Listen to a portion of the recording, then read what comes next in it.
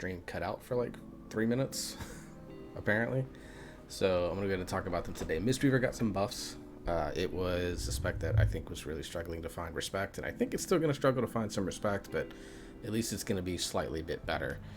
So we'll just dive right in. First off, Enveloping Mist gets a mana cost reduction. I think this is fine. It makes the Tier of Morning playstyle a little bit better if that's a style that you like to play.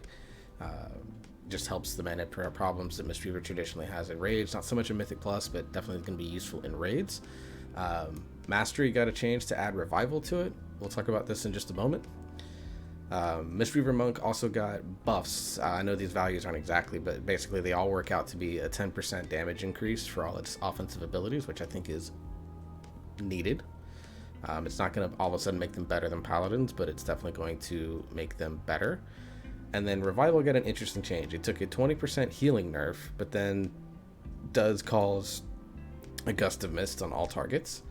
So the Peak of Serenity Discord did some work on this, and it's going to show that actually Revival is going to be one of the strongest straight up throughput cooldowns of any healer. So if you're needing a big throughput cooldown, or if you're using something on like Pride, Revival is going to be even better, but of course Pride's going away, so we'll see whatever the next one is. But if you have high damage things, I'm thinking like the Thrash casts in Halls of Atonement. I'm thinking of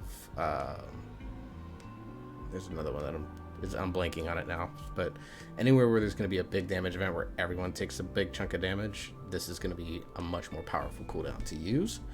We also got the Covenant legendaries. Bountiful Brew, basically you get a low chance. We don't know exactly what it's at. It's 1.25 procs per minute, so I don't think it's very strong to do another Bone Dust Brew. If you run Ameni, this does proc Ameni's ability twice, so you can get a big surge of intellect agility depending on your spec. I don't think this is going to be very good. It's definitely not better than Storm Stouts, Invokers, or Ancient Teachings. Same goes for we'll just skip down here real quick to the Fallen Order, the Venthyr one. You're not going to take this over the current ones that you use.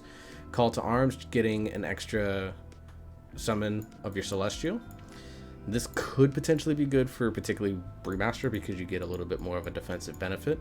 I still don't think it's better than Double Keg Smash or even Charred Passions if you're running a raid.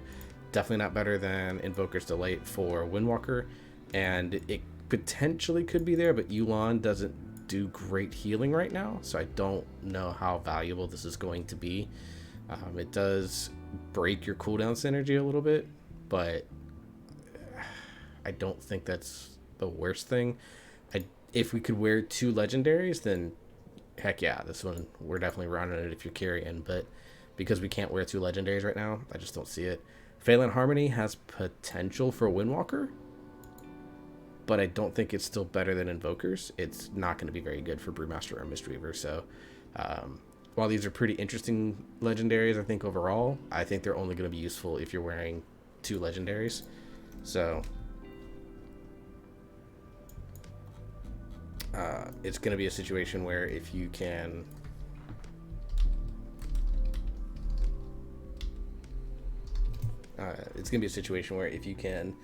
if we ever get to a point of wearing 2, I think all of these are going to be pretty decent choices. If not, then I'm not going out of my way to get them. So Hey. Evening.